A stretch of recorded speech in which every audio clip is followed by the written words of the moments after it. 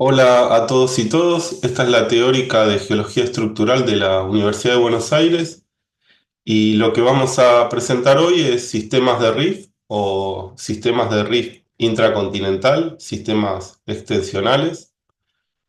Básicamente, esta es la segunda parte de la materia y lo que vimos en la primera parte que tenía que ver con fuerzas y esfuerzos, después vimos deformación. eh, para finalizar con las temáticas de indicadores cinemáticos de deformación frágil dúctil y por último de deformación frágil, que son los mecanismos focales de falla. Y bueno, lo que empezamos ahora es la segunda mitad de la materia, donde aplicamos todos esos conocimientos básicos y toda la terminología, la diferencia, por ejemplo, que veíamos que existía entre esfuerzos y deformación, eh, las geometrías más típicas de falla. Bueno, a partir de esta segunda mitad de la materia vamos a verlo agrupados en ambientes tectónicos y sus sistemas de deformación características. En el día de hoy lo que vamos a presentar es, bueno, qué sucede en un ambiente tectónico de un rifting intracontinental. ¿Cómo están caracterizadas las deformaciones en ese lugar? Sabemos que básicamente se generan juegos de fallas extensionales, ¿no? Eso es lo que básicamente vimos hasta ahora, pero también habíamos mencionado que cuando tenemos un ambiente tectónico no es solamente que se generan un par de juegos de fallas conjugadas de Anderson, sino que es bastante más complejo. Entonces, eso es lo que vamos a aprender a caracterizar. No solo desde el punto de vista geométrico, ¿no? Como qué características de fallas y de pliegues que existen también en los sistemas extensionales nos podemos llegar a encontrar, sino también los mecanismos de deformación, porque no solo actúan mecanismos de deformación frágil en el rift, sino también de deformación dúctil, de deformación interna. Así que bueno, vamos a ir aprendiendo todas esas cosas para terminar viendo también la relación entre lo que es la sedimentación y la deformación, ¿no? Como siempre, siempre vamos un pasito más, ¿no? Siempre vamos interrelacionando cosas, así que la idea es en esta teórica terminar hablando de eso, cómo es la interacción entre la deformación en los sistemas de rift y la subsidencia que caracteriza los sistemas extensionales. Dependiendo de la carga de sedimentos, la disponibilidad de sedimentos, vamos a tener diferentes geometrías y todo eso finalmente lo vamos a terminar interpretando en secciones sísmicas. Pero bueno, continuemos, sin más, lo que vamos a estar es acá metidos en estos rifting intracontinentales y lo que habíamos visto es que básicamente si vos estás en un cratón, que es un lugar que no sufrió deformación durante mucho tiempo, como por ejemplo puede ser el cratón del Río de la Plata y del Amazonas, ¿no? De Brasil, básicamente es un lugar que no tiene deformación, no hay mucha diferencia entre el sigma 1 y sigma 3 si se quiere. Pero bueno, vimos por el ciclo de Wilson que las cosas van cambiando y puede suceder que si los bordes de ese cratón se empiezan a alejar uno con respecto al otro, eso se va a resolver a partir de un sistema de rift intracontinental. A partir de ahí, bueno, como siempre decimos lo que ¿qué es primero, el huevo o la gallina? Porque nada, lo que voy es que existen dos grandes modelos o sí, dos modelos separados para entender cómo se generan esos sistemas de RIF, ¿no? Por el lado que tenemos acá arriba es el RIF pasivo, denominado pasivo, y lo que vemos acá es que, la gran diferencia entre el riff pasivo y lo que tenemos acá abajo, que es el riff activo, es cómo se van dando los procesos, ¿no? El orden en que se van sucediendo las cosas, que en definitiva van terminando en generar un adelgazamiento. O sea, en ambos lugares, en ambos riffs, en ambos modelos, fíjense, lo más importante es que todo esto tiene como consecuencia un adelgazamiento de la litósfera, un adelgazamiento de la corteza, ¿no? La parte más somera, y del manto litosférico. En los dos modelos, el resultado final es ese, ¿no? Otra cosa importante, bueno, que en ambos modelos van a estar caracterizados por un sector más somero, más superficial, donde existe deformación frágil, y después a partir de cierta profundidad, y si se acuerdan, los perfiles que veíamos los perfiles de resistencia cortical, las narices que decía yo, ¿no? eh, las, Donde teníamos también caracterizada una parte superior con deformación frágil, después la transición frágil dúctil y dúctil. También todo eso lo vamos a encontrar acá y por eso en ambos modelos vamos a tener una parte superficial general, caracterizadas por sistemas de fallas, de formación mayormente frágil, y después hacia abajo todo eso se acomoda por deformación dúctil. Bueno, veamos cómo empieza esto del rifting pasivo, ¿no? Dice, extensión por fuerzas distales tensionales. A lo que se refiere esto es que, lo habíamos visto en otros ejemplos, eso, vos tenés un cratón, existe un cratón, y es algo que está sin deformación, y de pronto empiezan a separarse o a diverger los extremos de ese cratón. ¿Cómo puede suceder? Por ejemplo, recuerden, en el ciclo de Wilson, estas son cosas que habíamos visto. Eh, esto sería,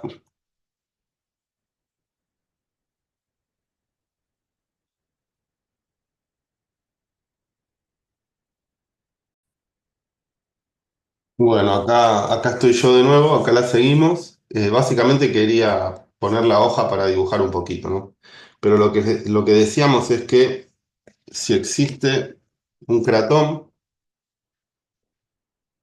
por ejemplo, si estamos en el permo-triásico, nuestro ejemplo podría ser el Cratón de Brasil y Kalahari, ¿no? O sea, estaban unidos, América del Sur con África estaban unidos, así que podría ser un ejemplo válido, ¿no?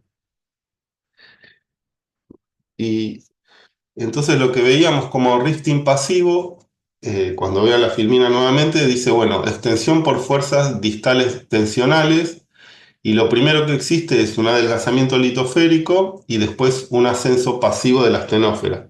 La astenósfera que está acá, ¿no? Está acá esperando, es esa capa viscosa de la corteza a gran temperatura, ¿no? Que se va moviendo por convección. Entonces, en estos casos de los rifting pasivos, lo que tiene que existir es que por algún motivo los bordes del cratón se empiecen a alejar.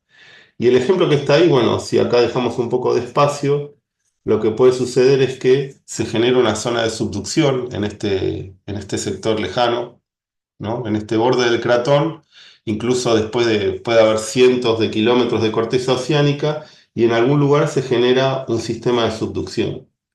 Y ese sistema de subducción lo que va a hacer es que a partir del el slab pull, ¿no? La caída de corteza oceánica por debajo de corteza continental, va a generar fuerzas de tracción, ¿no? Van a ser fuerzas tractivas que van a tironear de este borde.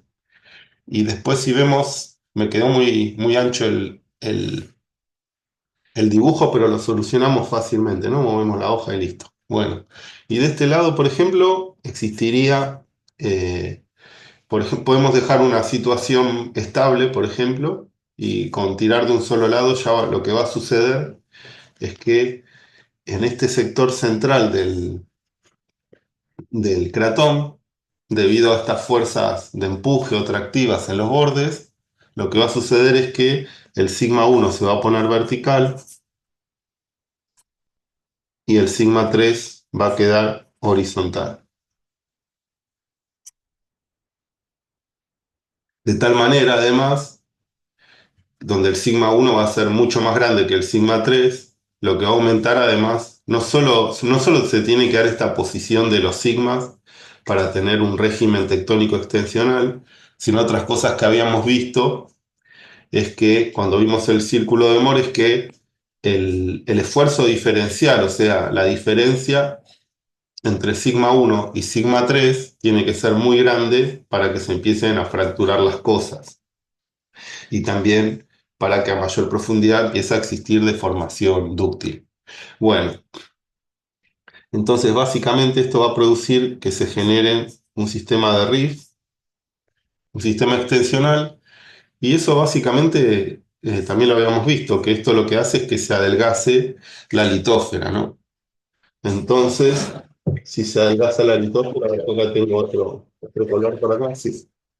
Si por acá ponemos la base de la litósfera, todo esto lo que va a hacer, lo que va a producir este sistema extensional, este régimen tectónico, es a partir de fallas extensionales y a partir de deformación dúctil en la base de la litósfera o en el manto litosférico, va a hacer que todo esto se adelgace. Yo acá lo estoy haciendo bastante esquemático, ¿no? Pero la idea es esa, es que esto se va adelgazando y lo que sucede es que, acuérdense, la astenósfera básicamente es como una gran olla a presión con magma fluido que se está, lo que quiere hacer esto está en ebullición, está moviéndose y el objetivo de su vida es dispersar calor. Entonces lo que va a hacer es que va a producirse un ascenso pasivo de la litósfera eh, aprovechando este lugar más fino, ¿no? Ahí la astenósfera va a ocupar ese espacio que se va generando por adelgazamiento de la litósfera.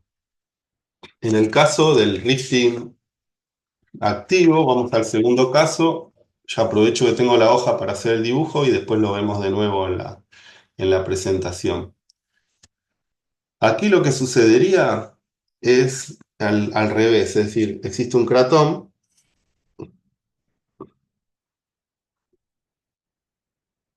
Voy a hacer más es más esquemático todavía, tengo el cratón. Y lo que dice es que, primero acá dice, se produce un ascenso de la astenósfera. ¿Qué quiere decir eso? Es que por algún motivo, esta es la base del núcleo, por ejemplo, puede ser una anomalía térmica, es el techo del núcleo, en la base de la astenósfera, se puede producir, por ejemplo, una anomalía térmica en el núcleo, y eso es como que va llamando o produciendo una anomalía térmica adentro de la astenósfera. Lástima que no tengo a mano un marcador rojo, pero bueno, es como que esta anomalía térmica en el núcleo, una mayor temperatura, puede llamar una anomalía térmica en la base de la astenósfera y a partir de ahí generarse un flujo de calor concentrado. Y si tenemos un cratón lo suficientemente extenso, y acuérdense, el objetivo de la vida de la astenósfera es poder dispersar todo este calor que la está volviendo loca, ¿no? Entonces, cuando llega a un cratón que es lo suficientemente extenso, lo que va a suceder es que este calor se va a ir concentrando. Es una gran pared de corteza continental muy espesa, de más de 30 kilómetros de espesor. Puede tener 40, 60 kilómetros de espesor esta corteza, este techo de la litósfera. Básicamente lo que hace es generar una tremenda anomalía de calor y esa anomalía de calor lo que hace es produce un ascenso de la corteza, o sea, la corteza se calienta y asciende justo donde está la anomalía térmica. Así que esto lo vamos a hacer como un chichón de la corteza, ese chichón, producido por la anomalía térmica de la astenósfera. Entonces, y acá voy a dibujar la astenósfera. Ahí está. Entonces lo que podemos ver acá es que, así bien bruto como lo estoy dibujando, es que todavía la corteza no se adelgazó. Primero lo que existe es que asciende la astenósfera y a partir de los efectos de la temperatura que se va concentrando por encima de una anomalía térmica, la corteza empieza a ascender. Bueno, esto genera básicamente un aumento en en el potencial gravitatorio, o sea, una elevación lo que produce es una diferencia de potencial entre la zona más elevada, ¿no? Con mayor topografía y la zona con menor topografía. Entonces, todos estos sistemas siempre tienden al equilibrio. O sea, ustedes pregúntense, ¿cómo se resuelve esto? Si acá tengo una anomalía topográfica, un sector más elevado, sectores que están a menor topografía, más cerca al nivel base, ¿no? ¿Cómo se resuelve esto? Bueno, básicamente, ¿cómo se resuelve? es a partir de deformación extensional. Voy a aprovechar de nuevo el azul para... Entonces, fíjense, primero la anomalía térmica, se genera una anomalía topográfica o gravitatoria que se resuelve a partir de extensión. Este es el rifting activo. En el rifting pasivo, primero se produce extensión en la corteza, adelgazamiento en la base de la litósfera y finalmente este lugar es ocupado por la astenósfera y genera la anomalía de calor, bueno, y otra serie de efectos. Ya yo diría que si estamos en el rifting pasivo, en el pasivo, los procesos serían como de arriba hacia abajo, si se quiere, si ustedes lo quieren ver de alguna manera más simplificada. En el rifting activo es desde abajo hacia arriba. Y si quieren, sería como una manera muy simple de mostrarlo. Bueno, vamos a cambiar la... Volviendo a la presentación, bueno, acá están los dos, nuevamente los dos modelos.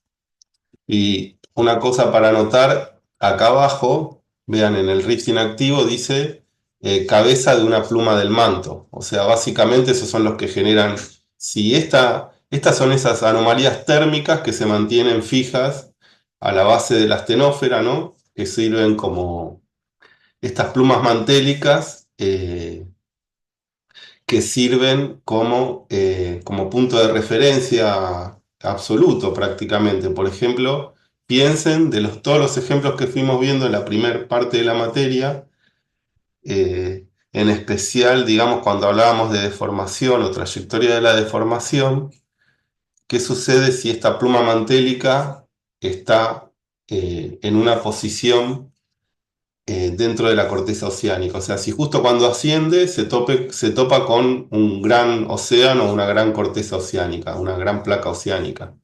En este caso lo que estamos viendo es que la pluma mantélica se está topando con un cratón, o sea, básicamente con corteza continental. Bueno, eso lo dejo para que lo piensen y lo podemos ver en clase presencial. Bueno, entonces hagamos un poquito de escala.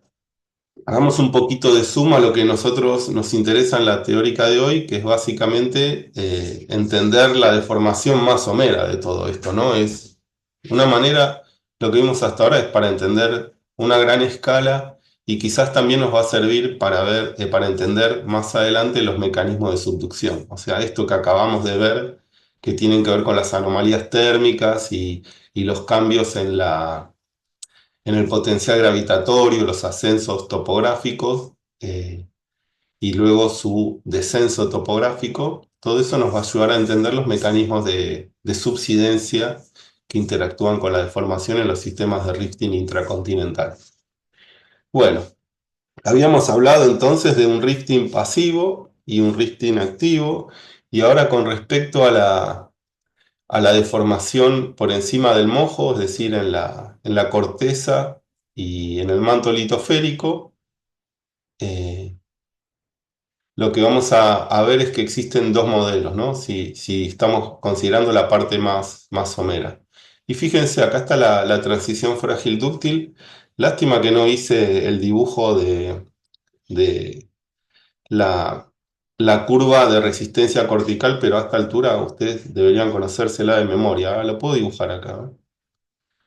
Ahí está, pluma. O sea que si hacemos una curva de resistencia cortical, donde acá en la horizontal está la resistencia, acá en la vertical está la profundidad, y está bueno porque lo estamos escalando, ¿no? Así, esto sería así, ¿no? Justo acá, este sector coincide con la transición frágil dúctil. Por encima existen sistemas de fallas frágiles, ¿no? Y por debajo de esta profundidad tengo deformación dúctil, que se puede expresar acá a partir de estas. ¿Ven? Acá están estas líneas horizontales, que lo que muestran es el stretching, acuérdense, el aplastamiento y estiramiento. Cuando veíamos los diagramas de Flynn eran los panqueques, ¿se acuerdan? Eran los panqueques del diagrama de Flynn o estos sistemas así de aplastamiento, en los cuales básicamente eh, no existe una deformación frágil, no existe generación de discontinuidades frágiles. Y por encima, bueno, los típicos sistemas de fallas de Anderson, ¿no? Este sería el eje del RID. Y en este caso, bueno, modelo simétrico por cizalla pura, porque básicamente la cizalla pura sería el mecanismo de deformación que nosotros tenemos por debajo de la transición frágil dúctil, ¿no? Todo esto es mecanismo de deformación por cizalla pura. Y por arriba lo que tenemos es los típicos fallas extensionales, que es lo que vamos a ver hoy, bien, cómo se resuelve esto, ¿no? Esto de acá arriba. Este juego de fallas, vamos a ver cómo realmente podemos ver modelos más avanzados o realmente cómo podemos caracterizar esta deformación más somera frágil, ¿no? Bueno, y si vamos al modelo asimétrico por cizalla simple, lo que dice es que, fíjense, de nuevo, acá ustedes pueden dibujar, perdonen que está medio torcido, pero bueno, esto yo dibujo acá la curva de resistencia cortical. Y bueno, ahí está. Básicamente lo que estoy haciendo es la punta de la nariz, la hago coincidir, o sea, lo hago a propósito, ¿no? En ambos casos, la punta de la nariz la estoy intentando hacer coincidir con este nivel de despegue. O sea, el nivel de despegue es aquel en el cual hacen raíz todas las fallas más superficiales. Fíjense, llegan hasta ahí. Todas las fallas que vienen normales que vienen de la superficie van cortando hasta abajo. Acuérdense, estas son fallas lístricas porque van disminuyendo la inclinación a medida que vamos a profundidad van disminuyendo su inclinación, así que estas son fallas lístricas en geometría y todas terminan acá. ¿Y esto qué es? Es la transición frágil dúctil. Así que tiene sentido, ¿no? La transición frágil dúctil como un lugar hasta donde llega la deformación frágil. Y dice, bueno, asimétrico por cizalla simple. Bueno, veamos dos cosas. Porque por debajo, en la, por debajo de la transición frágil dúctil, o sea, en el sector dúctil, lo que tenemos es una gran zona de cizalla, como las que hemos visto también en las últimas teóricas de indicadores cinemáticos en zonas de cizalla. Y si ustedes ven acá, perdón, acá también existe deformación dúctil, pero está asociada a cizalla simple. No solo por esta zona que está cortando, ¿no? O sea que la transición frágil dúctil se, está caracterizada por este nivel de despegue subhorizontal y después va bajando, ¿no? Hasta hacia el manto, ¿no? Acá tenemos el grafiquito de la curva de resistencia cortical. Tenemos la resistencia por la profundidad. Bueno, y lo que vamos a ver en algún momento, si quieren, podemos ver, bueno, que acá también existe un mecanismo de cizalla simple, que es el que está deformando a la corteza inferior. Bueno, en definitiva su nombre, porque el de arriba es simétrico y el de abajo es asimétrico. Si ustedes se fijan, yo acá puedo poner un espejo y van a ser dos imágenes idénticas. En cambio, el de abajo tiene un arreglo en el cual hay un sector, fíjense que en este caso, piensen eso, ¿no? En este arreglo, en el de arriba, ¿en qué sector? Esta sería una pregunta que la podemos responder después. Guárdenla y me la hacen cuando tengamos la clase presencial, que sería, en el caso de arriba, donde se concentra la anomalía estenoférica térmica, y en el caso de abajo, en el modelo asimétrico, ¿en qué lugar, en qué sector vamos a tener concentrada la anomalía térmica? Bueno, y esto como para resumir algunas características del modelo simétrico, dice, bueno, arquitectura simétrica, un graben gigante a escala continental. La corteza somera se extiende por fallamiento frágil y la corteza inferior y el manto litosférico sufren extensión y adelgazamiento dúctil por cizalla pura, más intrusión de diques. Bueno, esto lo pueden pensar como que parte de esta extensión, se va a producir un adelgazamiento y también a partir de intrusión de diques, un gran evento magmático. Y de nuevo acá ustedes pueden recordar, bueno, qué tipo de geometrías caracterizan, de geometrías volcánicas o subvolcánicas, mejor dicho, y pavizales y subvolcánicas, caracterizan los sistemas extensionales, que van a ayudar, digamos, a acomodar la extensión, ¿no? Porque en los sistemas de rift, en los sistemas extensionales tenemos una gran profusión de diques que son paralelos al eje como habíamos visto, esos son paralelos al eje del rift y básicamente son como placas ígneas verticales que entonces van acomodando el espacio que se genera, ¿no? Van ocupando el espacio extensional que se genera. En el modelo asimétrico por cizalla simple podemos diferenciar una lower plate y una upper plate. Y lo que vemos es que existe una arquitectura asimétrica, es un hemigrave en a escala continental por su geometría. Dice, extensión a partir de una falla normal lístrica que corta la corteza y el manto litosférico, que es esa que está acá en rojo. El sistema de fallas imbrica a partir de la falla lístrica. Lo que quiere decir esto es que las fallas más superficiales, acá en el lower plate, por ejemplo, se imbrican, salen desde esa falla lístrica hacia la superficie, ¿no? Y puede existir cizallamiento dúctil en profundidad milonitas. Esto es la teórica que vimos de indicadores cinemáticos, ¿no? Toda esta gran zona. Eso está bueno también, porque si se acuerdan cómo caracterizábamos los sistemas de cizalla, con respecto a los indicadores frágiles dúctiles que teníamos en la superficie frágil, después por acá estamos en la transición frágil dúctil y después ya se pasa a una zona de milonitas, donde básicamente, salvo unos pocos minerales muy resistentes como el granate, por ejemplo, o el feldespato en otras condiciones también, son los que todavía resisten, pero mayormente eran esos sistemas miloníticos dúctiles.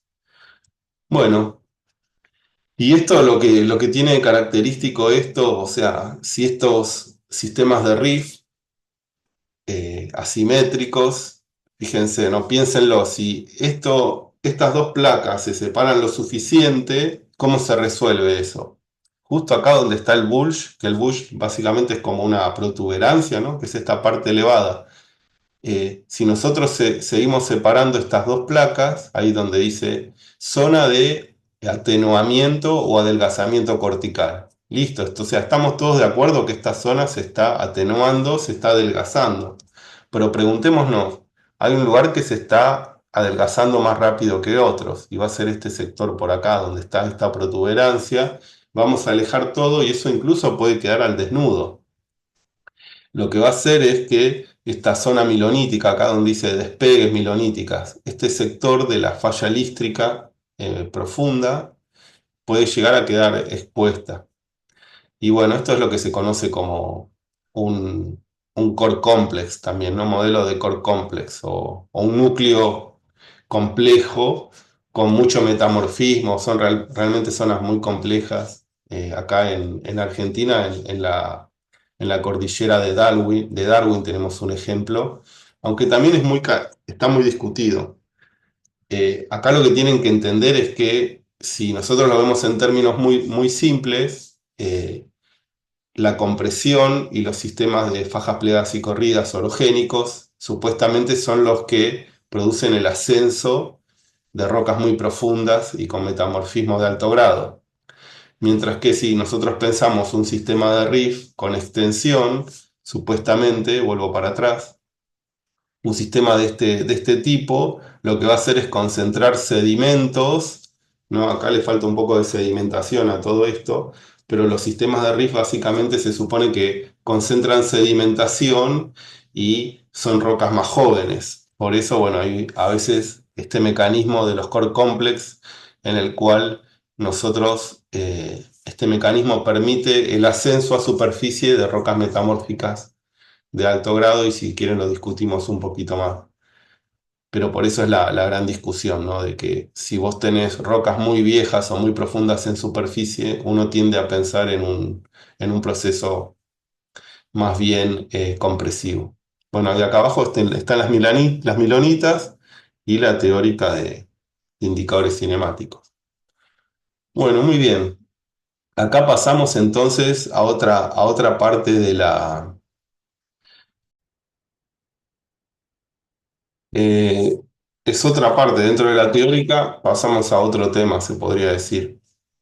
Es que así como fuimos dividiendo en rifting activo, pasivo, simétrico, asimétrico, lo pueden repasar, es que para cualquier sistema de riff también podemos dividir en estadios evolutivos. O sea, antes veíamos como rifting con diferentes características, ¿no? Diferentes settings.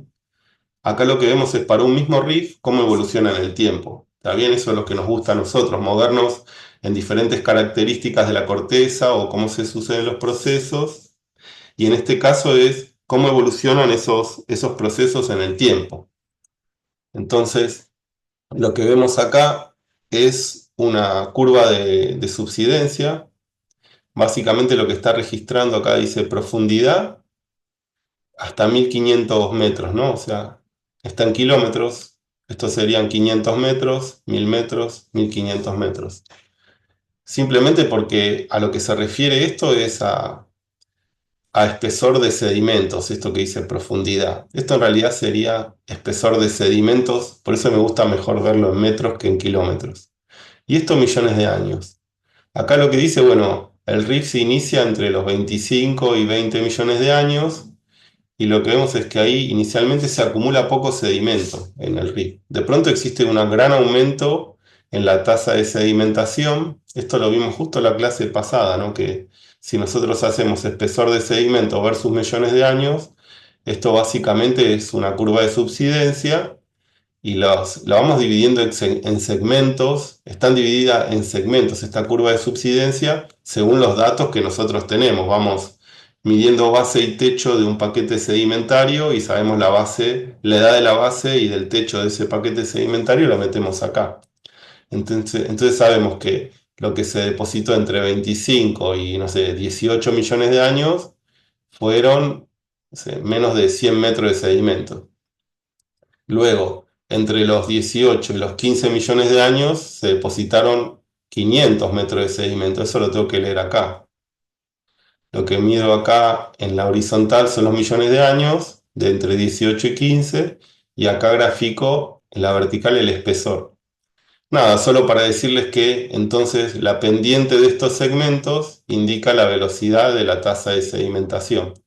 La pendiente es baja, una baja tasa de sedimentación. La pendiente de los segmentos es muy alta, una alta tasa de sedimentación. Y lo que dice este grafiquito es que cuando el rifting se inicia, la tasa de sedimentación es muy baja, de pronto aumenta notablemente, se multiplica varias veces, y ese es el clímax del rift, ¿no? La parte donde el rift es más potente en términos del adelgazamiento que se produce en el rift, y por lo tanto ese es el espacio de acomodación donde se devora todos los sedimentos y los mantiene ahí en realidad, ¿no? Los mantiene, acumula todos los sedimentos que puede. Después vemos que acá la tasa de sedimentación vuelve a disminuir, ¿no? Todo por las pendientes de estos segmentitos. Bueno, entonces nosotros usamos esta tasa de sedimentación, para dividir las diferentes etapas del riff. Entonces vemos riff intracontinental, inicio y clímax, ¿no? Esta es la parte donde realmente tengo todo el sistema de fallas extensional. Porque en algún punto se va a producir lo que se conoce como break-up o ruptura. O sea, no todos los rifting evolucionan de la misma manera. También se puede congelar. O sea, un rifting puede llegar, no, puede que no llegue a su etapa de break-up y ruptura, en el sentido que puede ser que no llegue a generar corteza oceánica, ¿no? ¿Qué es lo que muestra este grafiquito? Tenemos el rifting intracontinental, Acá a la izquierda estaría Brasil o Sudamérica, acá a la derecha podría ser perfectamente África, y este periodo sería alrededor del Jurásico, ¿no? Jurásico, Cretácico inferior. Tendríamos esta situación. Después, cuando se produce la breakup o ruptura, es cuando se empieza a generar corteza oceánica. Básicamente, nuestro ejemplo, el Océano Atlántico. Y lo importante de eso es que cuando se genera corteza oceánica, entonces se congelan todos los sistemas de falla del rifting intracontinental, porque toda la sedimentación, perdón, toda la deformación, todo ese, básicamente lo que estaban acomodando el rifting intracontinental son estas flechitas de acá, ¿ven? O sea, los extremos del cratón se alejan, primero ese alejamiento, esa extensión se acomoda por un rifting intracontinental. Y después, ¿cómo se acomoda? Y por generación de corteza oceánica, y todo esto que está acá se congela, ya no hay más fallas normales, de una manera muy simplificada. Bueno, esto lo vamos a volver a ver. Porque esto es importante, el rift inicia con baja tasa de sedimentación, después aumenta mucho y después de nuevo vuelve a disminuir, ¿no? La tasa de sedimentación en esa posición del rifting vuelve a disminuir. Y acá en esta tercera etapa dice, bueno, drift, margen pasivo, ¿no? Estos serían los casos típicos que vemos en Brasil o toda la plataforma oceánica argentina, y del otro lado sería la plataforma oceánica de Brasil. Bueno. Y claro, todo esto lo podemos ver como el ciclo de Wilson. Creo que ya de entrada en las primeras teóricas hablábamos de eso, del ciclo de Wilson y cómo va, como una misma zona, ¿no? Que no tenemos que encasillar los sectores de la corteza en un solo ambiente tectónico, solo tipo de formación, porque lo que sucede en realidad es que es algo dinámico que va evolucionando en el tiempo y va pasando por diferentes etapas en el tiempo. Entonces, si estoy en un cratón continental, después en ese mismo lugar yo estoy acaparado, voy a poder registrar un sistema de rifting intracontinental, ya sea activo o pasivo, eso es secundario, o sea, o es característico, pero las etapas se van sucediendo así, un estadio de generación de corteza oceánica. Entre esto es iniciación del rift y clímax. Esta es la etapa de breakup, donde el rifting queda congelado. Y después una etapa de margen pasivo. Y entonces yo les decía que esto es la historia típica del margen de Brasil, ¿no? O sea que si vemos una sección sísmica, en este caso la interpretación de una sección sísmica en el margen continental de Brasil, en el margen pasivo, ¿no? Es un ambiente tectónico de margen pasivo, que es lo que tenemos acá arriba. Esta es la cuenca de Santos en Brasil. Y esto es el Océano Atlántico. Y por debajo, vean acá que hay una serie de fallas normales congeladas. Eso sería el inicio de la apertura del Océano Atlántico. Y lo que veíamos en los modelos de rifting es que del otro lado nos vamos a encontrar algo similar. Acá otra cuenca en Guanza, en África. También nos encontramos los depósitos superficiales de margen pasivo. Ya vamos a aprender cómo los márgenes pasivos tienen una deformación gravitatoria, ¿no? Por eso, donde todo fluye hacia abajo, hacia el centro. Y por debajo también, del lado de África, tenemos congelado el sistema de rifting de inicio de apertura del Océano Atlántico.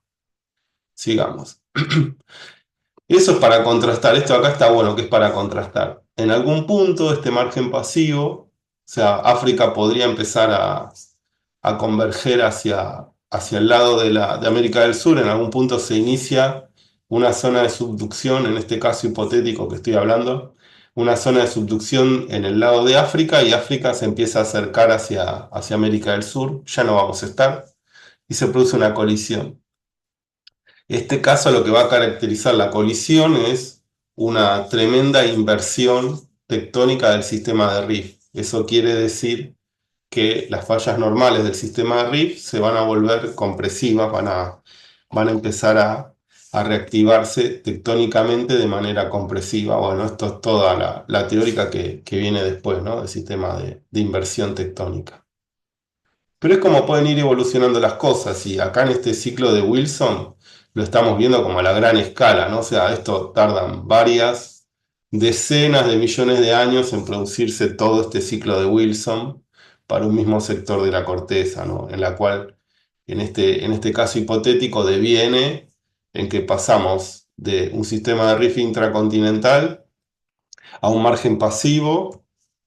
Después de ese margen pasivo se invierte todo y acá pasaron un montón de millones de años.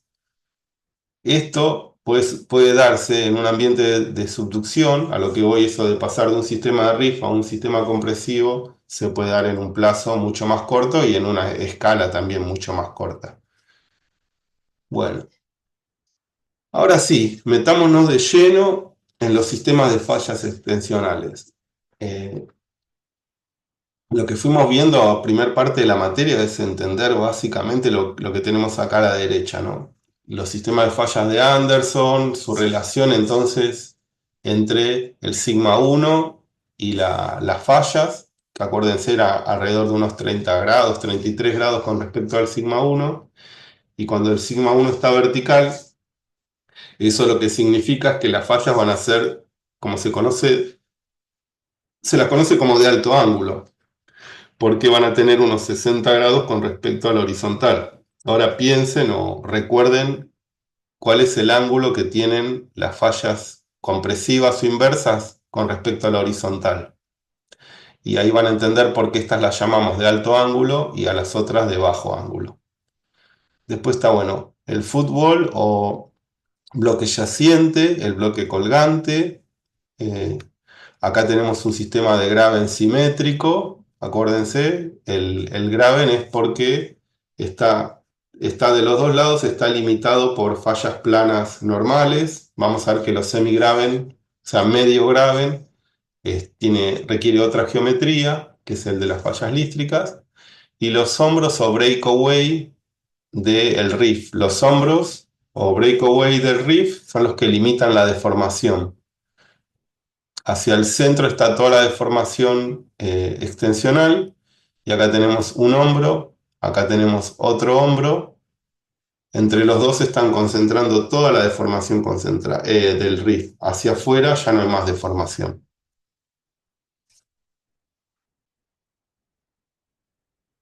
Bueno, sigamos y acá me gustaría hacer una pausa de nuevo. No, no se hagan metete con esto si estamos metidos en un sistema de riff activo o un riff pasivo, simétrico o asimétrico. Eso ya queda atrás, digamos. Está bien, esa es una escala mucho más grande. Eh, lo que vemos esto es, bueno, en cualquiera de esos dos sistemas de riff, si yo hago un zoom, ¿no? Y estudio un lugar muy chiquitito de ese sistema de riff, bueno, ¿cómo está? ¿Qué tipo de sistemas de fallas encuentro y cómo se relacionan entre sí? No, básicamente eso es lo que queremos entender ahora, qué complejidad podemos encontrar en estos sistemas extensionales de riff, ¿no? Y qué tipo de fallas, cómo interactúan entre ellas, etcétera. Bueno, fijémonos, son como dos modelos extremos geométricos que estamos encontrando en estos dos casos. Dice, en el de arriba es un modelo o una situación donde existen fallas planas antitéticas no rotacionales. Y abajo dice fallas lístricas rotacionales. Bueno, miremos arriba, o sea, esto es simplemente una descripción geométrica. Tenemos fallas planas por su geometría, ¿no? Son planas. Antitéticas, ¿por qué? Porque recuerden, los sistemas de fallas de Anderson son antitéticas entre sí. Esta falla es horaria y esta es antihoraria. Así que son fallas planas, antitéticas, así las puedo describir. Ahora, dice no rotacionales. ¿Por qué? Porque debido a su geometría, lo que va a hacer es que el bloque central o el graben, que está acá mencionado, la cuenca o graben, va a descender, el suelo del graben va a descender sin producir rotación. Piénsenlo, ¿no? Piénsenlo que esta geometría de entonces de fallas planas antitéticas no rotacionales lo que hacen es acomodar el descenso del graben sin producir su rotación. Este modelo de acá arriba tiene algunos problemas que sería, bueno, cómo continúa la deformación en profundidad. Eso lo dejo para la parte presencial. Acá abajo lo que tenemos dice fallas lístricas rotacionales. Bueno, en este caso tenemos, yo reconocería dos niveles de fallas lístricas, porque tenemos la que está en rojo, que es una falla lístrica, y después tenemos un montón de fallas más chiquititas, que son fallas lístricas también, pero a menor escala, y todas quedan enraizadas en esta falla lístrica principal. Y lo que sucede, y lo vamos a ver un poquito más detalle a continuación, es que las fallas lístricas producen rotación. Por su geometría, ¿ven? Es una geometría en la cual va disminuyendo su inclinación sección abajo, y vamos a ver que estas producen rotación. Y bueno, dice fallas lístricas rotacionales y serían sintéticas, porque si se fijan el sentido de movimiento de todas estas fallas, en este caso es horario o dextrógiro, son todas sintéticas entre sí. Bueno, sigamos viendo, a ver, sigamos viendo el tema de la falla lístrica, ¿no? Acá tenemos otra combinación, porque tenemos una falla lístrica principal y después una serie de fallas planas, ¿ven? Hay una falla lístrica que es la que básicamente son fallas curvas, y después las que están enraizadas en esa falla lístrica son fallas planas. Ahora piénsenlo, acá abajo tenemos el movimiento, o sea, esto de acá arriba dice before and after, ¿no? Antes y después. O sea, esta geometría antes de la deformación y después cómo quedaría. Y acá hay cosas interesantes. Fíjense, estas serían fallas sintéticas o antitéticas. Eso resuelvan ustedes. ¿Y a qué se refiere acá con fallas en dominó o fallas en una estantería de libros, ¿no? Recuerden cuando vimos indicadores cinemáticos, ¿qué le llama la atención de todo esto o cómo lo podrían eh, asimilar a eso que vimos en las teóricas pasadas? Y lo que sí dice Tilted, fíjese, estos sistemas producen rotación, ¿no? Si esta es la superficie del graben, de los bloquecitos, acá está horizontal y acá está inclinado, ¿no? Fíjense que esto también produce siempre que hay una falla lístrica involucrada, produce una rotación. ¿Y acá cuál es? El modelo de la derecha, ¿cuál es la diferencia? Tenemos todas fallas lístricas, acá hay. Acá antes había falla lístrica y fallas planas. Estas son todas fallas lístricas. O sea que van a tener muchas características similares, o sea, se produce rotación, son fallas sintéticas entre sí, pero la característica es que acá quedan, cuando hay fallas planas, acá quedan un montón de espacios vacíos, ¿no? En cambio, eso se resuelve mucho mejor con las fallas lístricas, no hay tanto espacio vacío. Que eso no o sea, estos serían como artefactos del sistema, esto lo tenemos que resolver, ¿no? En la naturaleza esto no es viable, se tiene que resolver de alguna manera estos espacios vacíos. Y lo que vemos es que si tenemos una serie de fallas planas, de fallas lístricas, eso se resuelve mucho mejor. Bueno, continuemos. Entonces, a todo esto, ¿a qué va, digamos? O sea, ¿de qué manera podríamos rellenar estos espacios vacíos de acá? Eso creo que sería más para darle un juego en una clase presencial, ¿no? O con la audiencia. Así que lo adelanto, o sea, esto es como para llamar a una situación del absurdo. Es decir, ¿cómo se van a resolver esos problemas, esos espacios vacíos que se pueden llegar a generar? Bueno, veamos acá. Entonces lo que dice es que tenemos una sola falla lístrica, ¿no? Un bloque con una sola falla lístrica y alejamos el bloque yaciente, lo alejamos del bloque, perdón, al revés, el bloque colgante lo alejamos del bloque yaciente. Fíjense, este bloque colgante, ¿tiene algún tipo de deformación interna, deformación dúctil? Respóndanlo. O sea, Y acá se genera todo un espacio. ¿Esto les parece que es viable? Yo creo que no, ¿no? Entonces lo que sucede es esto es lo que sucede en la naturaleza, lo que vemos acá abajo. Lo que vemos es que el bloque colgante, estoy diciéndolo bien, el bloque colgante, el hanging wall, se deforma dúctilmente. Incluso acá, esto que dice gap, esto de acá sería un tipo de deformación, agregándole un poco de deformación por cizalla, un poco de deformación angular. Entonces lo que vemos es que en realidad no se mantiene como un bloque rígido, sino que hay una deformación interna del bloque, ¿no? Es como una plastilina que se deforma el bloque colgante para acomodar este porcentaje de extensión. Esto es lo que sucede. Ahora, en el caso de abajo es que a este mismo bloque rígido lo partí con una serie de fallas planas antitéticas.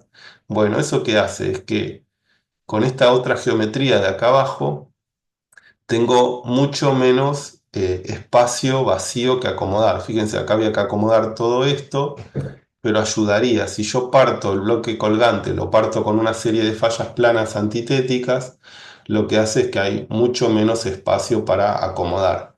¿Y todo eso cómo se va a acomodar? También por deformación dúctil, solo que en el caso de acá abajo voy a tener menos deformación dúctil que en el de acá arriba. Bueno, y esta es la manera de ver la deformación interna. Dice, para el caso C de la filmina anterior. A ver, volvamos para atrás. Caso C. Es para el caso B en realidad. Es para cualquiera de los casos. Yo tengo que acomodar la deformación del bloque colgante de alguna manera. Y decimos, bueno, es deformación dúctil. Básicamente es lo que decíamos. Tienen que repasar las teóricas anteriores, ¿no? De decir, este es un tipo de deformación que es por cizalla simple. Y la cizalla simple puede ser vertical o inclinada. En este caso es cómo se van moviendo las partículas adentro de este bloque. Si se mueven de manera vertical, va a ser cizalla simple vertical. Lo que tienen que hacer es orientar la zona de cizalla. Y en este otro caso, en el de abajo, es por cizalla simple pero inclinada. O sea, acá está a 90 grados el movimiento y acá está un poquito inclinado. Y en este caso dice hanging wall es deformado por cizalla antitética de 70 grados. Antitéticas porque el movimiento de las partículas es antitético con respecto a la falla lístrica principal y 70 grados que es el ángulo de inclinación que tiene con respecto a la horizontal, ¿no? Bueno, esto lo podemos ver, esto está bueno imaginárselo como una serie de lapicitos o también ahí habría, digamos, algunas maneras prácticas de pensar esto. Déjenme ver si encuentro para después algunas figuritas, una que tiene unos lapicitos, sería una manera de verlo, pero lo más importante es esto, ¿no? Que pasamos de la forma del bloque rígido, que se acomoda de alguna manera por cizalla simple y se deforma internamente. Bueno, pasemos a otro tipo de estructuras que se generan en todo estos sistemas de rift. Lo que sucede en este caso, la característica que tiene es que la falla lístrica tiene un cambio en la inclinación, o sea, como una falla más compuesta. Tenemos una falla lístrica, en algún punto vuelve a aumentar su ángulo y se vuelve a volver lístrica. Entonces acá lo más importante son estos cambios en inclinación. Acá pasa de horizontal a inclinada, ¿no? De un plano a una rampa. Y como podemos ver acá abajo, cuando nosotros pasamos en este caso es de una rampa con mayor inclinación a otra menor inclinación, pero es lo mismo, esta es una inflexión en la falla. O sea, hay un cambio en la inclinación de mayor a menor. Y se acomoda como se ve acá abajo, ¿no?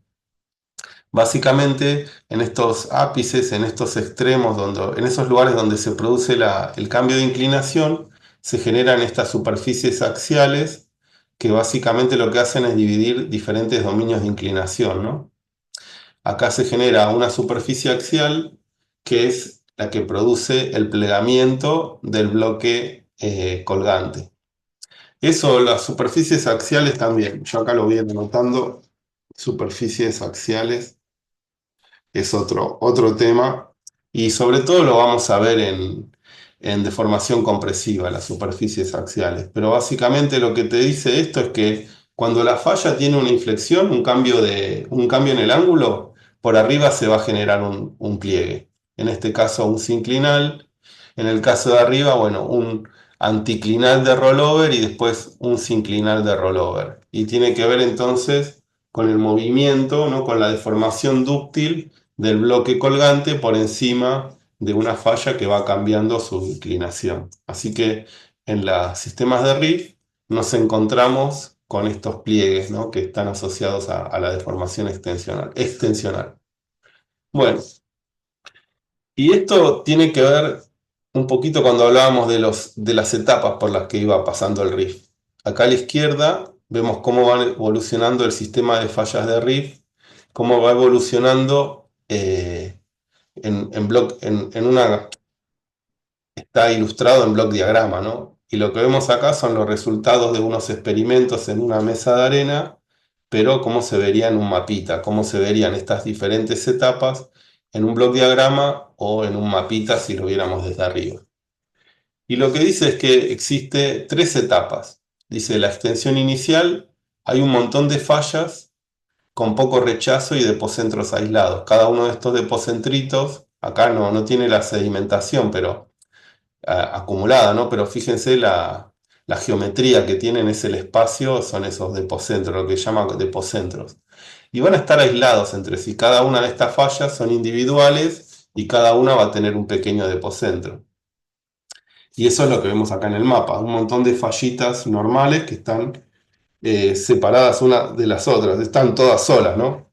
Y acá, digamos, es la moraleja de la unión hace la fuerza, porque fíjense que muchas de esas fallas se empiezan a interactuar unas con respecto a la otra. Por ejemplo, acá tengo la falla ABC. La falla A se queda solita, pero la B se une con la C, ¿lo ven? Esto es lo que se dice la etapa de interacción y linkaje. El linkaje es porque se van uniendo, algunas fallas van interactuando y se van uniendo. Y eh, dice, bueno, algunas fallas mueren, o sea, eso de la unión hace la fuerza, porque las que se quedan solas se desactivan y la extensión, la actividad de fallamiento normal, se empieza a concentrar en las fallas que se van uniendo y que son más grandes, ¿no? Acá, bueno, la Y y la Z se quedaron solitas, se desactivaron, y hay corredores, pues como el ABC o este otro que está acá, que son los corredores que realmente interactúan, se linkean, se unen y acumulan toda la deformación mecánica, toda la extensión.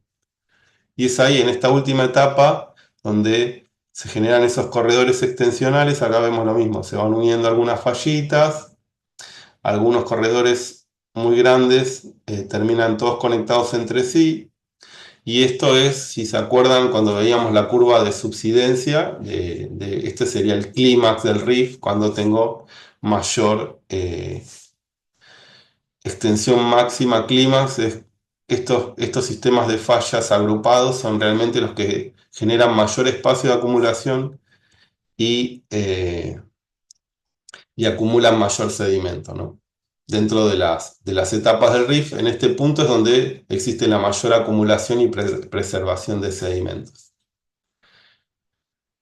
Bueno, entonces acá pasemos a otra escala un poco más grande también, porque lo que fuimos aprendiendo es cómo se comportan los sistemas de fallas normales o cómo las podemos caracterizar a los sistemas de Riff, y también cómo, o sea, lo que puede suceder es que tengamos dos sistemas de Riff o dos depocentros adyacentes. Acá tenemos un depocentro al norte y otro depocentro al sur, y cómo pueden interactuar entre sí.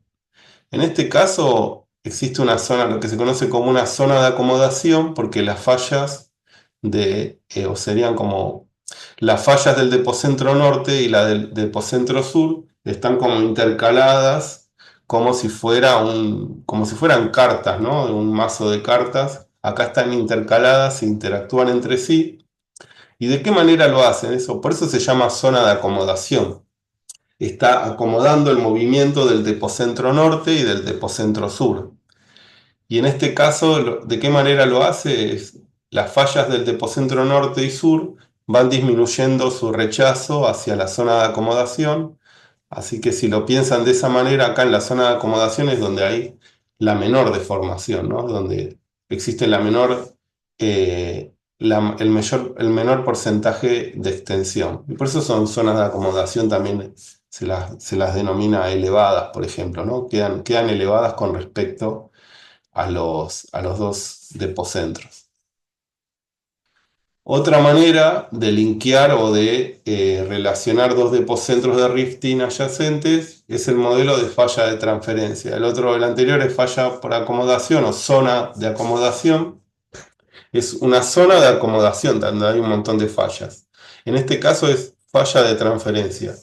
Es una sola falla, acá bueno, dos o tres fallitas que son perpendiculares a los sistemas, al sistema de RIF. En este caso, esta falla de transferencia es perpendicular a los depocentros. Acá tengo de nuevo el depocentro norte, el depocentro sur, y acá hay como un desacople mecánico que permite la extensión dentro del depocentro norte y la extensión y el movimiento de fallas del depocentro sur, y se van moviendo independientemente uno con respecto al otro, y en este caso son las fallas de transferencia. Bueno, ahora lo que les había prometido, que vamos a hablar de de la subsidencia, ¿no? Las diferentes etapas de subsidencia dentro del sistema de RIF. Bueno, lo que podemos ver en estos diagramas es, estamos diferenciando dos tipos de subsidencia, dice, que serían la subsidencia térmica y la subsidencia mecánica. Antes de hacer unos dibujitos, básicamente lo que vemos es que la subsidencia mecánica, ya la habíamos visto, es la que depende de la actividad de las fallas normales. Entonces, esta subsidencia mecánica está asociado al movimiento de las fallas normales. Vean, esta es una falla lístrica que genera un emigraven, todo este relleno que está acá, entonces sería parte de esa subsidencia mecánica, está siendo acomodado por esa subsidencia mecánica. Además existe una subsidencia térmica que sería algo más regional, porque la subsidencia mecánica está concentrada, en este caso, por encima de la falla lístrica. Acá tengo otra fallita más chiquita, pero solo está concentrada adentro de la actividad de las fallas. Mientras que la subsidencia térmica es algo más regional. eh, si se acuerdan, que en los rifting pasábamos por una primera etapa de anomalía térmica, después eso se enfría y básicamente al enfriarse hace que toda la superficie regional descienda y tenga una subsidencia. Es eso, básicamente una subsidencia.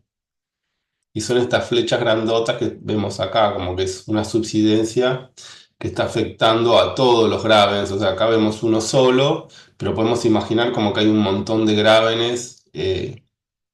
De gravens en este sistema de rifting más grande, y cada uno de esos gravens o hemigravens va a estar asociado a subsidencia mecánica, pero la subsidencia térmica, bueno, va a cubrir todo.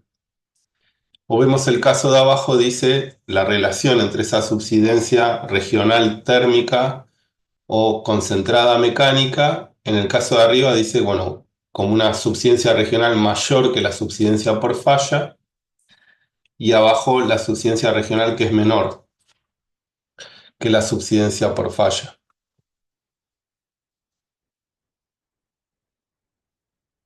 Y entonces, ahora vemos otra cuestión más, ¿no? En los sistemas de RIF, lo que vemos es que podemos asociar toda una serie de procesos exógenos con procesos endógenos. Y si quieren, lo que podemos ver es que partamos por los procesos endógenos, que tienen que ver con el interior de la Tierra, ¿no? Las cosas que suceden por debajo de la superficie terrestre. Eh, Vemos acá, por ejemplo, procesos endógenos. Pueden ser fuerzas tectónicas o flujo térmico. Con respecto a las fuerzas tectónicas, podría ser la actividad de fallas normales. El flujo térmico tiene que ver con esas variaciones en el potencial calórico que hace que exista mayor topografía o que después eso se enfríe y la topografía colapsa. Entonces, por eso en este caso, ambos procesos endógenos, el de las fuerzas tectónicas, o sea, todo lo que tiene que ver con los esfuerzos, ¿no? La relación de esfuerzos y deformación, o el flujo térmico están asociados a subsidencia. Es lo que veíamos en la filmina anterior, básicamente. Por ejemplo, acá donde la subsidencia térmica es más importante o es importante con respecto a a la regional, tenemos como un gran espacio de acomodación. Fíjense, acá quedó vacío. Ahora vamos a ver por qué puede llegar a quedar vacío este espacio o relleno, ¿no? Y acá vemos, en el caso de abajo hay menos espacio de acomodación, o sea, menos subsidencia, menos espacio por debajo del nivel base de la sedimentación. O sea, yo les pregunto, ¿cuál de estos sistemas, el de arriba o el de abajo, cuál de los dos va a tener capacidad para absorber mayor cantidad de sedimentos? ¿No? Piénsenlo un poquito. Claramente es el de arriba, ¿no? Si yo estoy en el de arriba, voy a tener la espalda para acumular muchos más sedimentos. Entonces pensemos, ¿no? Acá vemos en el RIF, decimos que interactúan estos procesos endógenos, actúan con otros procesos, o sea, ¿de dónde vienen los sedimentos? Es lo que nos tenemos que preguntar ahora. ¿Qué es lo que determina que hacia el sistema ingresen mayor o menor número de sedimentos? Y bueno, eso lo podemos asociar, por ejemplo, con la erosión y con la sedimentación, es decir, la erosión que tiene que ver con el clima y también el clima va a... Acá sedimentación me gustaría como encasillarlo más bien en el ambiente sedimentario que está actuando en ese momento, que puede ser algo muy extremo. O sea, fíjense, podemos tener desde ríos hasta un sistema marino o hasta un sistema glaciar. Y cada uno de ellos, yo no me quiero meter en detalle, pero cada uno de esos ambientes sedimentarios van a ser muy diferentes uno con respecto al otro.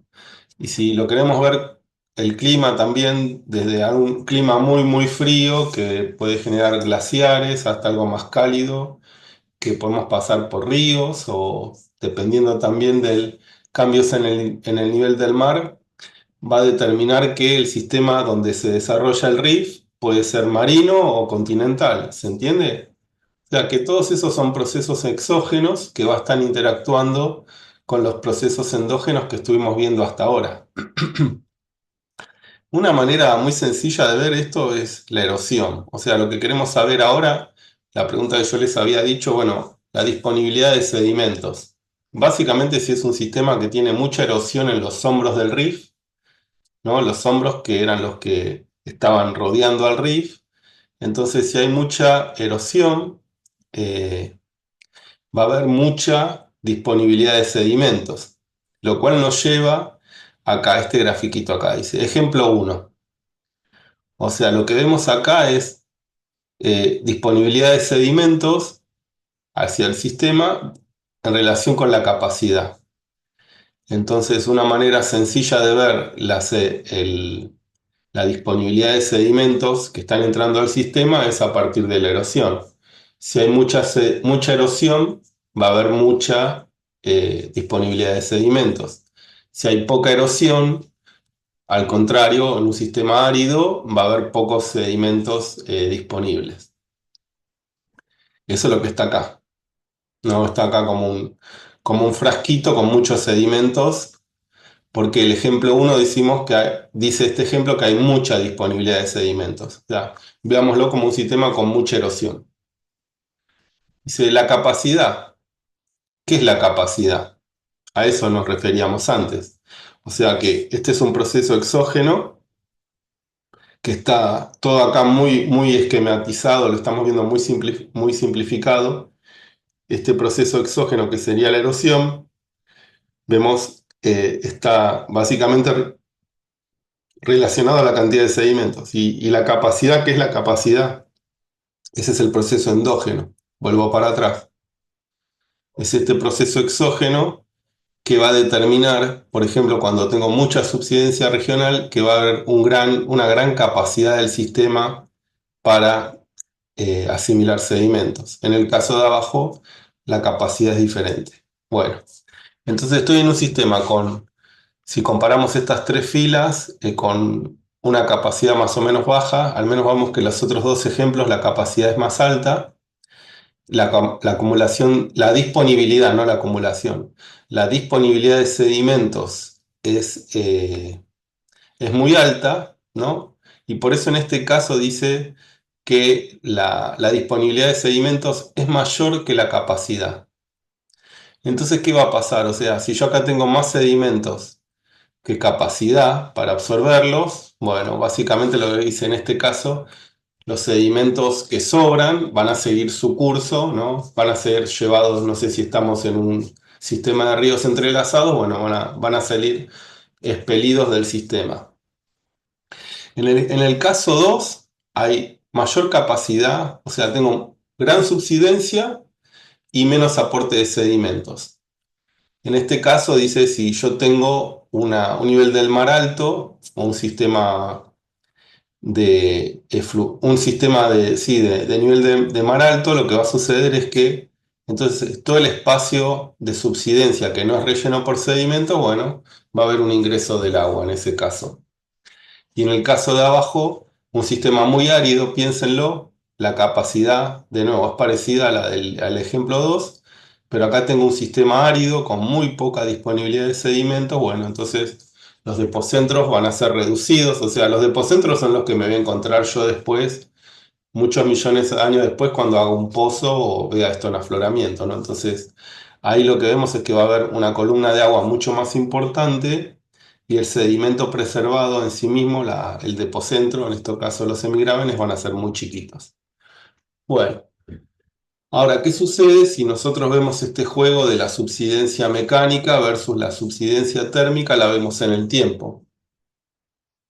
Entonces lo que va a pasar es que vamos a ver en los rifting, vamos a tener una primera etapa de subsidencia mecánica, donde la subsidencia va a ser muy importante, asociada a la actividad de las fallas normales, pero decíamos que eso pasaba al principio, o sea, primero había una etapa donde la subsidencia mecánica era chica, había un montón de fallitas individuales, después se pasaba a una subsidencia mecánica en su clímax, ¿no? Cuando todas las fallas, algunos corredores de fallas normales se iban linkeando y uniendo entre sí, ahí donde tengo la mayor generación de espacio de acomodación por subsidencia mecánica, y después decíamos, bueno, el rifting puede quedar congelado. A partir de ahí es donde actúa la subsidencia térmica. Y la gran diferencia es que nosotros pasamos desde estos sedimentos con forma de cuña, que es lo que vamos a ver ahora, ¿no? Las geometrías que tienen los depocentros extensionales. Y lo que hace es que cuando tengo fallas lístricas, estos estratos sin extensionales, es decir, estratos que se depositaron durante la actividad de RIS, van a tener esta forma de cuña. Y después, cuando pasamos a un sistema de SAG, es decir, por enfriamiento térmico, que es algo regional, los sedimentos van a tener una geometría tabular o en forma de tabla, ¿no? Depositados por encima de los sistemas de Gravens y Emigravens. Lo cual nos lleva a esta parte 2 de la teórica, que sería como ya entrando en una segunda clase. Si esto fuera presencial, estaríamos entrando en otro día de la clase, en lo cual lo que vamos a estudiar ahora es lo que se conoce como estratos de crecimiento extensional. Así que me gustaría comenzar por definir un poquito mejor lo que acabamos de ver, ¿no? Del tema de la subsidencia mecánica y subsidencia por sago térmica. Me gustaría hacer algún diagrama. Bueno, lo que decidí, esta segunda parte la voy a subir en un video aparte en YouTube también, porque tengo miedo de perder todo lo que dije hasta ahora. Así que voy a cortar esto y bueno, después les mando por email, les mando las dos teóricas, los dos videos. Seguro que acá en el canal también lo van a poder encontrar fácilmente. Bueno, ahí nos vemos de nuevo.